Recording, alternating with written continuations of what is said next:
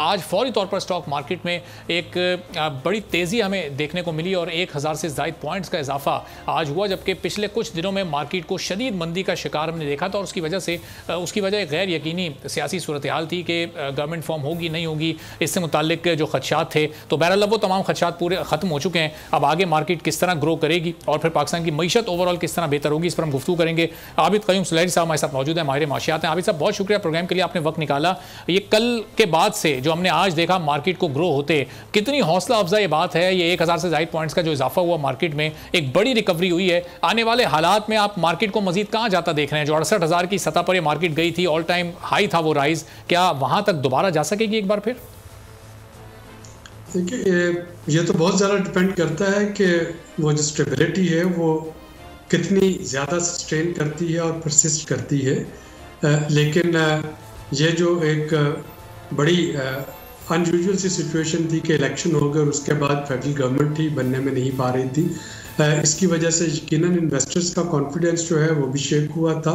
हमारे जो दोस्त ममालिक हैं वो भी इसी इंतज़ार में थे ये जाने के हुकूमत कौन सी पार्टी भारी होगी और मुआशी पॉलिसीज़ उनकी किस तरह की होंगी। और IMF स्पेशली, जिसके साथ के नई हुकूमत को फ़ौरन अपना मौजूदा प्रोग्राम जो है वो कंक्लूड करना है और अगले प्रोग्राम की बातचीत शुरू करनी है, वो भी इस इंतज़ार में बैठी थी कि पता चले कि यहाँ पे मिनिस्ट्री ऑफ फाइनेंस को कौन देख रहा होगा। तो मेरा ख्याल है कि it's a step towards right direction कि कम अज़ कम कुछ जो गैर यकीनी सूरत हाल के जो बादल थे वो अब छटते नज़र आ रहे हैं और होपफुली चंद ही दिनों में काबीना के नाम भी सामने आना शुरू हो जाएंगे, जिससे कुछ मज़ीद जो है वो सर्टेनिटी आएगी कि क्या पॉलिसीज़ होंगी, कौन लोग होंगे और इनको। तो दो बड़े चैलेंज इस वक्त इकोनॉमिक मिनिस्ट्री के लिए मौजूद हैं। ज़ाहिर है एक तो सबसे बड़ा इशू है बजट का, कि बजट बनाना है फौरी तौर पर, वक्त बहुत कम होगा उसके लिए, फिर IMF के साथ डील करना है।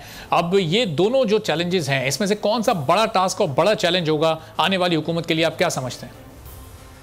देखिए, ये तो टेक्निकल चैलेंजेस हैं। सबसे बड़ा चैलेंज जो नई हुकूमत को होगा वो है कि जो पॉलिटिकल पार्टीज़ ने इलेक्शन से पहले जो वादे अवाम के साथ किए हैं उनको कैसे निभाना है।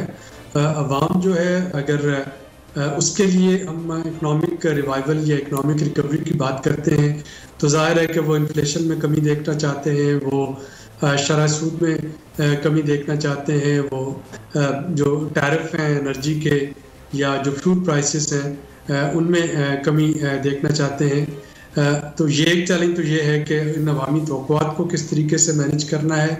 और दूसरा चैलेंज यही है कि आप IMF के पास गए बगैर डिफ़ॉल्ट से नहीं बच सकते, तो ये वाला प्रोग्राम कंक्लूड करना है, अगला प्रोग्राम नेगोशिएट करना है, अगला बजट भी उन्हीं नेगोशिएशन के नतीजे में बनाना है।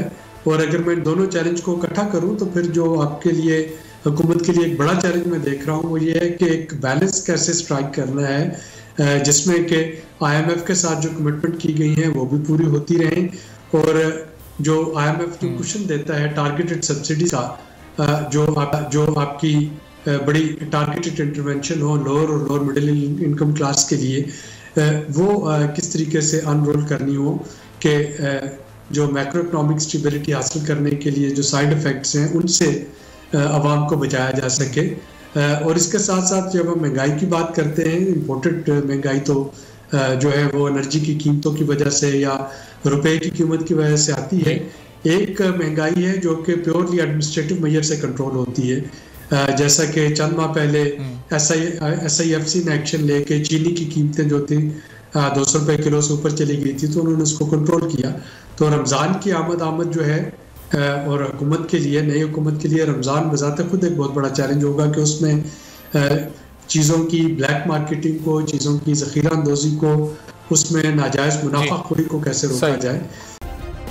सब्सक्राइब करें और बेल दबाएं ताकि कोई खबर रह न जाए।